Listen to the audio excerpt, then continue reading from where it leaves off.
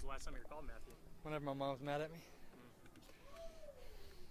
You got a new group of receivers to throw to. How's that transition going? It's going really well. I mean, we got Darius, Jimmy, and Bud. Obviously, you know that, and they're seniors, so they got a lot of leadership. But there's 4 freshmen that are really playing well in just these first 2 days. Nate Brown's looking really good. Deshaun looks good, and Lawrence and Thomas look good inside. They're real quick guys that can do stuff with the ball when they get it. And then Jamon, he's really matured and stepped up from a year ago. If you looked at him last year, it's a day and night difference. And with a guy like that who's kind of taller and has the speed he has, that can be dangerous. And if we can get the ball to him and he can do what he does best, we'll be in good shape. How's this camp feel different for you from a year ago?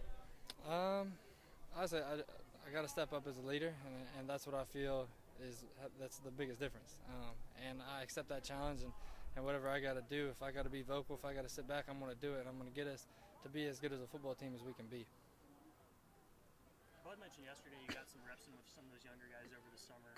Can you just kind of describe, what kind of went into that as far as, what kind of routes and, just trying to get them acclimated? The big thing for them is obviously they can play. They're going to come in and not be those 1 and 2 guys. So they're going to have to work their way up, and I knew they could play. So when we go out in the summer, I want to make sure I had as much one-on-one time with them to get them the reps that they needed, and we did that. They look good. They're running routes how they should, right depths, everything.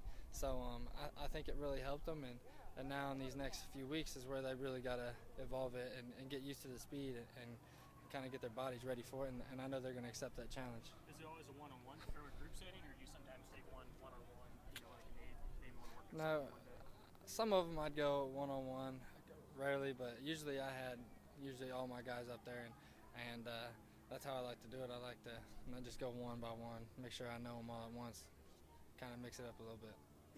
How can you tell a guy's maturing from your position? What is necessarily different that you see maybe from year to year?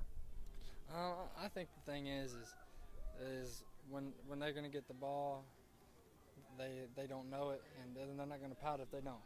Yeah, it's kind of baby term, but there's nobody sitting back, hey, I don't get the ball. There'll be a guy that catches 1 ball at practice, and that's all he needs to do.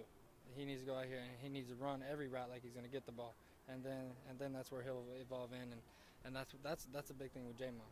Jamon, yeah, he kind of sat back because he knew he was good enough to play, but he kind of had attitude, didn't want to do it. So and this year he's attacking it like he's an older guy, and really he's looking good. He's catching the ball and making plays for us.